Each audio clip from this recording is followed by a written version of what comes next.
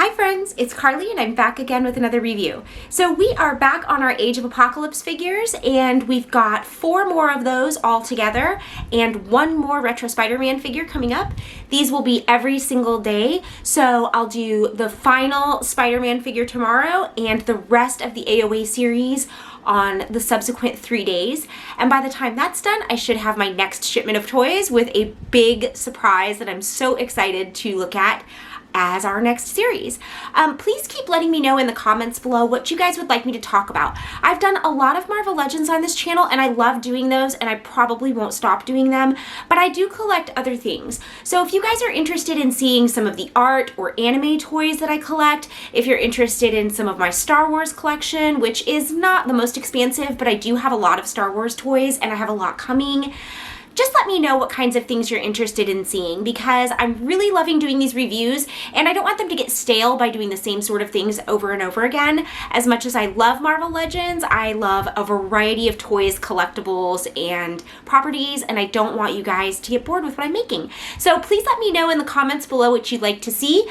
Make sure that you subscribe to my channel and turn on the notification bell because while I am posting every single day, my full-time job prevents me from being able to do it at a consistent time. So if you don't have your notifications turned on, you might miss one. So make sure you have that turned on and you will never miss anything that I'm doing. With that said, let's get on to our next Age of Apocalypse figure, and I'm really kind of excited about this one. It's a character I wasn't familiar with. We're going to be looking at Nate Gray today. So this is really super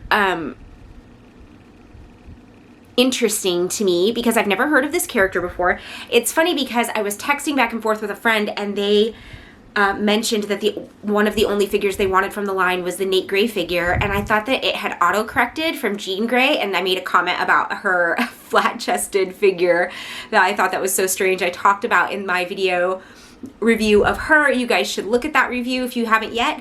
But I didn't even know there was a Nate Gray, so he didn't correct me and he probably thinks, what an idiot. But as you guys know, I haven't read Age of Apocalypse. I wasn't able to get my hands on all the volumes, and I was really struggling to get into the first volume just because I don't have that much background knowledge.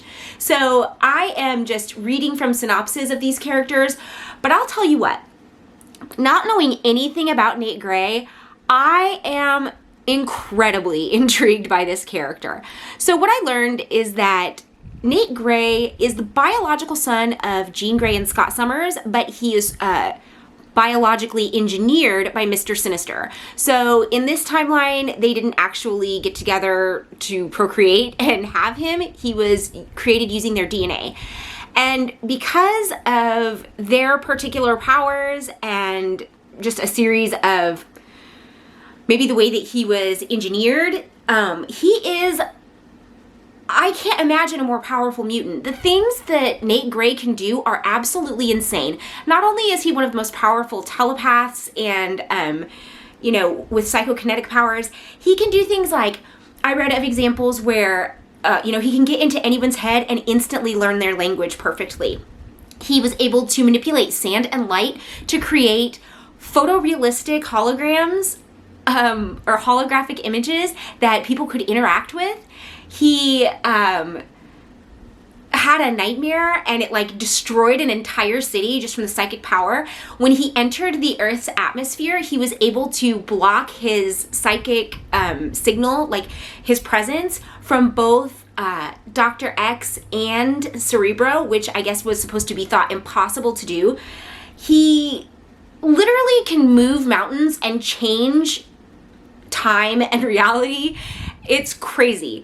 And one of the other things that I read was that the power contained within his body is thought to be so great that it's greater than Jean when she was as the Dark Phoenix, and that at some point it's just going to explode out of his body and incinerate him.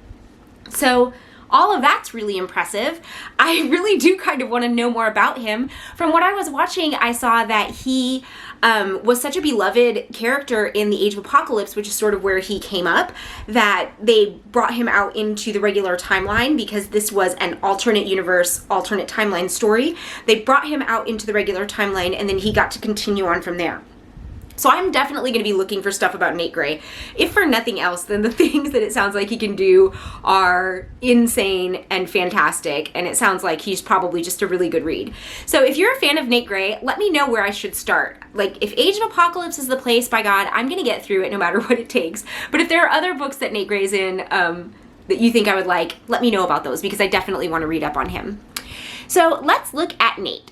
I have to say right off the bat, what I'm starting to feel is that other than a couple of examples, Sunfire and Morph, I think that the style overall of the costumes that Jean and that we saw with Weapon X and now here with Nate Gray just don't really resonate with me. I understand what they were trying to achieve and that the art style of the 90s is different than it is today.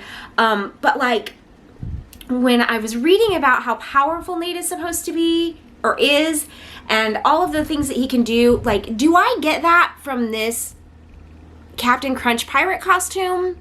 Not really. So that is a design choice that has nothing to do with the Marvel Legends figure. That is a design choice from the book. But for me, right off the bat, I don't like this costume. I don't like the way that it looks. They captured it perfectly, but it's like, I don't know. It's just, I don't like it. It just doesn't, it really just, I can't stop seeing Captain Crunch. I don't know why. I just don't like it. So I sort of don't like the way he looks. And although I found a number of images in the source material I was looking at of him with a blast coming out of his left eye like this, to me, again, I feel like there's got to be a better way to portray this immense power that he possesses, and I don't think that this is the best way to do that. Now, I will say this, it is true to the source material that I found. So as someone who has not read AOA or any Nate Gray material, and just done her research, the images I found of Nate Gray look like this. So I'm not criticizing Marvel Legends for not capturing the source material correctly, because to me it looks like they have, but for me personally, the source material just sort of created a lackluster looking character. I'm probably gonna catch flack for that, but I've got to be honest here. Does this look like the most powerful mutant from what I can gather? Like, pretty much ever? Not so much. Does he look like a hokey Saturday morning cartoon and serial pirate? Kinda.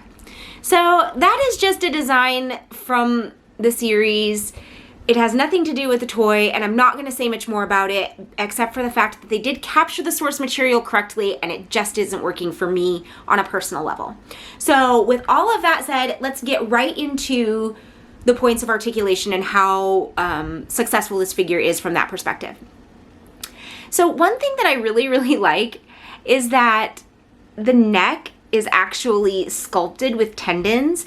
It wasn't until very recently that I noticed that a lot of necks on these figures, you know, they've got the joint that moves and the ball that the head is on, but they don't sculpt the neck out. So a lot of times you'll get a neck that is literally just a smooth, round, like half oval nub, and it begins to look very strange when you get what you have here with this Nate figure. When you put their head all the way back and you get that negative space where it's no longer a natural curve, where the movement of the head actually separates the head and from the neck from the rest of the body. When you have that sort of just like smooth nub, it's very off-putting, even more so off-putting than what I just showed you. But this neck is actually sculpted out with tendons and musculature, and I really appreciate that. So even though we do get that separation, when you have him at a more or a less dramatic angle, it really looks great. Like, you can see the strength in the muscles and you can see the tension in his tendons, and I like that sculpt. And I've only been noticing that recently on a couple of characters, so I'm really happy to see that. I noticed it on Daredevil and I got so excited about him that I forgot to mention it. So I definitely didn't want to leave that out on Nate here. So you can see that he has a good range looking up and looking down, but we do get that weird separation. We also get it in the back where there's a lot of negative space. You can see and the front. So that's never my favorite, but we do get a really good range of motion. And when you're working on your poses with this figure, I think that you can find a way to capture all of those angles without having the negative space overwhelm the look. So I think it's going to be okay. His lateral raise on his arms is perfect. While his jacket is vinyl, this piece right here, it's a vest, so it does not obstruct the movement of his shoulder joints at all, which I really appreciate. There are no butterfly joints on this figure. He has 360 degrees in the bicep. We have a really highly functional double jointed elbow that goes almost all the way in because he doesn't have a pronounced bicep muscle, so that looks really great to me. We have 360 degrees in the wrist. Sorry, let me hold this so you can see it. But because of the jacket going over that wrist joint, it's really hard to take great advantage of the forward and backward motion. So I'm going to call that completely obstructed on both hands. Although on this open casting hand that he has, sorry, let me draw focus again. On this open casting hand, we actually can get a bit of a downward motion. For whatever reason, on the fist, we're not able to get that over here. But on this casting hand, we are. I don't know how useful that is, but at least it's some. So it's not completely limited by the sleeve on the jacket. So now moving on, I already knew when I saw this outfit that we weren't going to get a great range of motion in the abdomen, so I'm not going to really beleaguer that point. We kind of know what's already going to happen. We get a reasonable bend forward and then back, but we sort of like bounce back a little bit. I mean, it's not too bad. I can feel it loosening up though, where it's like eventually going to pop forward, so you wouldn't be able to pose him that way permanently, but all in all, the fact that you can get the forward and the backward, even if they're slowly going to start to pop back forward, I'm kind of happy with that, at least from a photography perspective. You can get the pose that you want, snap it on camera, and move on. I don't think that you would necessarily want him on your shelf standing like this anyway, so for that reason, I don't think it's that big a deal that he can't stand that way. So really, I'm not that upset about that. I'm much more bothered by the fact that the wrists don't go forward and back. I'm tired of that. I'm tired of seeing it. The sculpt would look fine still, I think, on the jacket. If they moved that sleeve up a little bit, it would still be as piratey as ever. So there's no reason for me that they should change it, or that they couldn't have changed it to make their points of articulation work. It's not really a highly articulate figure if you have articulate joints that are obstructed and don't work. So we're getting to the point now where I'm starting to feel like, how highly articulate are figures where 4 points of articulation are obstructed by design errors or design choices? So I'm not bothered as much by what goes on in the abdomen as I am about what goes on in the wrist, but all of these points of articulation are at least mildly obstructed by the vinyl overlays. So when we get down to the waist, we have a nice clicky 360 degree turn all the way around. I like that. The legs are good. Look at that lateral lift we have on the legs. I think this might be as good, if not better, than the Daredevil that we just looked at. So that was one of the better ones I've seen in a while, and this one is really good. We've got 360 degrees in the thigh.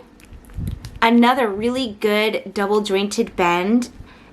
The calf does sort of run into the thigh a little bit, but not too bad. I mean, I think we can still get fine poses out of that. This is an unusual one where he does not have a boot, but he does have that weird boot turning calf that doesn't exist in nature, but does on 80% of Marvel Legends figures. So there we go with that again. We've got a toe that goes all the way down and pretty highly forward, and then the ball and socket ankle joint that it's quite frankly a little stiff, but we do have the right and left movement, and with a little bit of manipulation you can get it to sort of like spin around. So let's talk about this figure for real. So the things that are putting me off about him are personal tastes of my own. Not being familiar with the character and seeing the way that he looks, I feel that he looks sort of like a like something from, you know, that Treasure Island Disney movie that was supposed to be set in outer space. It's like a space pirate, and it's very cheesy to me. It just doesn't look impressive, especially when I read about how incredible Nate is, all of the things that he's capable of. He doesn't look like that to me. But that's just the way the character was designed. I'm trying to let that go, but just from the appearance alone, I don't like the figure. But is he designed the way that he is meant to be? Does he look like the character he's supposed to? 100% yes. Is this a good figure as far as articulation and posing goes? Yes. He works the way that he's supposed to. And if you are a fan of Nate Gray in this iteration, in the AOA comic books before, I don't know if he continues to look like this when he splits off, but in the AOA comics, then this is a successful figure based on that design, and the figure is put together well. I don't have a lot of production flaws. I've still, we're going to talk about the loose waist. It's not as bad as it is with that slightly more narrow body type, but it still exists. I'm always going to point it out until they fix it. But other than that, there is nothing about this figure that doesn't work. He is articulate other than the wrists. He is, they painted the detail into his hair, which is really cool looking. His eye, which I don't know if you can tell, the one that doesn't have the blast coming out of it is actually silver, and it's really lustrous, bright metallic silver. So it looks really cool, like when you're in the daylight. I don't know if my camera and lighting captures it as well as it is in or as cool as it looks in person, but it really is almost like a reflective surface. So I really appreciate how cool that looks. He does have, even though I find that there's some obstruction with the vinyl elements, especially the sleeves of his outfit, the vinyl elements tend to work on this. So there's no obstruction of the waist with the belt. You don't have to move that around, and the belt actually moves with the waist, which is nice. Normally it sort of sits around like a loop and you move the body underneath it and then have to adjust. So it's nice that it all works together seamlessly. I appreciate that. Yeah, and so overall, I think this is a good figure. It's a successful action figure. It just, for me personally, from a design perspective, based on the story that it was designed after, although it successfully captures what was written in the story, I just don't like it. So while there's nothing wrong with this figure, it's just not for me. But I think that if you are a fan of Nate Gray, you'll be very happy with it because he looks the way that he's supposed to, and he's posable and moves the way that he's supposed to. What I am very excited about after being introduced to this character is to read literally everything I can about him because he sounds so amazing. If everything that I read is true and happens the way that I read that it happens, and then there's even more that he's capable of, I mean, this is probably going to be one of my favorite characters of all time. And then maybe I'll come back and this will be my most favorite figure of all time. Because I definitely think that love for this particular figure is going to be tied to love for the character and knowledge of the character, rather than how impressive necessarily he looks just in and of himself. So all that said, it is a successfully created and designed figure that is just not for me, but I think that Nate Gray fans can really get behind this one. So that is that on Nate Gray. Oh, he's also, I don't even know if I said this, but he's known as X-Man. Did I say that? You guys know that. So that was it on Nate Gray, X-Man, and I want to know what you guys think. Let me know, especially in particular, what books I need to pick up to read about him, because I have got to know more. Let me know if you think this is a good figure for this character. If there are other Nate Gray figures, let me know what those are. Let me check them out. I feel like there has to be a better way to capture how insanely powerful he is, and I really want to see something like that. Are you guys modding this figure or customizing it in any way? Please just tell me everything, because Nate Gray sounds like the coolest X-Man ever, and I gotta know more. So thank you guys so much for watching this video today. I've had a lot of fun looking at Nate Gray, and I'm getting into the library to learn more about him. Tomorrow I will be back with our final Spider-Man figure, and there's no surprise anymore. It's Spidey himself, so I can't wait to look at that one. Then we will be finishing up with Wild Child, Dark Beast, and Sugar Man 3 days in a row. And by the time that's over, we will have our next series of toys. Thank you for watching, and thank you for subscribing. Don't forget to turn on your notification bell so you don't miss my 2-a-days, which are coming up, where I will be looking at a G.I. Joe figure. It's a surprise which one, unless you follow me on Facebook. All right, thanks so much, guys. Have a great day, and I'll be back tomorrow with another one. Bye, friends.